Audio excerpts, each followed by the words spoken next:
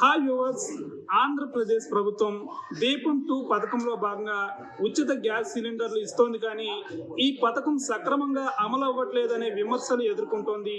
రాష్ట్ర వ్యాప్తంగా వేల మంది తమకు ఈ సబ్సిడీ సిలిండర్కి సంబంధించిన ఉచిత సిలిండర్కు సంబంధించిన మనీ జమ కావట్లేదని అంటున్నారు.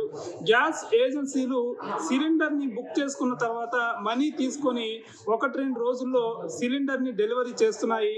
ఆ తర్వాత 48 గంటల్లో ఈ మనీ అకౌంట్లలో జమ అవుతోందని ప్రభుత్వం చెబుతోంది. కానీ రాష్ట్ర వ్యాప్తంగా చాలా జిల్లాల్లో వేల మంది తమకు ఈ డబ్బులు జమ కావట్లేదని మాటిమాటికి గ్యాస్ ఏజెన్సీల చుట్టూ తిరుగుతున్నారు.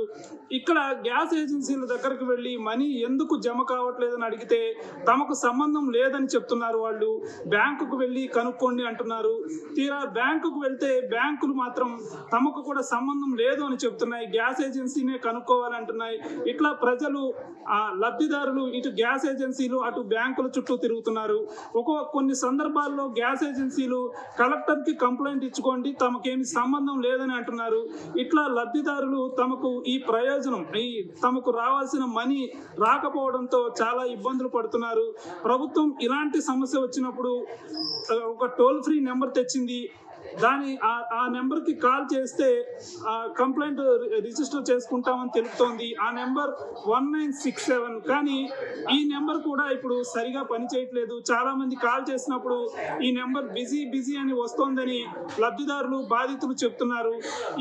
ఈ సమస్య నానాటికి పెరుగుతోంది. చాలా మందికి ఒక నెల అయినా సరే డబ్బులు పడట్లేదు. ఇలా ఎందుకు జరుగుతోంది, అసలు ఈ మనీ ఎక్కడికి వెళ్తోంది, దీనికి కారణం ఎవరు, బాధ్యులు ఎవరు అనేది తేలాల్సిన అవసరం ఉంది. పౌర సరఫరాల శాఖకు సంబంధించిన అధికారులు ఎవరు కూడా గ్యాస్ ఏజెన్సీల దగ్గరకు వెళ్ళి తనిఖీలు చేయట్లేదు. ఎక్కడ లోపాలు వస్తున్నాయో కనుక్కోవట్లేదు. పథకం ప్రారంభించిన తర్వాత అసలు దీన్ని మళ్ళీ రివ్యూ చేసి తనిఖీలు లాంటివి చేయకపోవడం వల్ల ఎక్కడికక్కడ ఇలాంటి కేసులు నానాటికి పెరుగుతున్నాయి. చాలా మంది లబ్ధిదారుల్లో కొంతమంది ఫ్యామిలీలలో ఒక్కొక్కరికి పడుతున్నాయి, ఒక్కొక్కరికి డబ్బులు పడట్లేదు. ఇలా ఎందుకు జరుగుతుందో, ఎక్కడ ప్రాబ్లం వస్తుందో తెలియక లబ్ధిదారులు చాలా ఇబ్బందులు పడుతున్నారు. అందువల్ల ప్రభుత్వం దీనిపై సీరియస్ యాక్షన్ తీసుకొని తనిఖీలు జరపాలని, ఎక్కడ సమస్య వచ్చిందో దాన్ని సాల్వ్ చేసి తమకు న్యాయం చేయాలని లబ్ధిదారులు కోరుతున్నారు. ఇది లేటెస్ట్ అప్డేట్. ఇలాంటి అప్డేట్స్ కోసం News18 తెలుగు సబ్స్క్రైబ్ చేసుకోండి, బెల్ ఐకాన్ ప్రెస్ చేయండి. Thank you.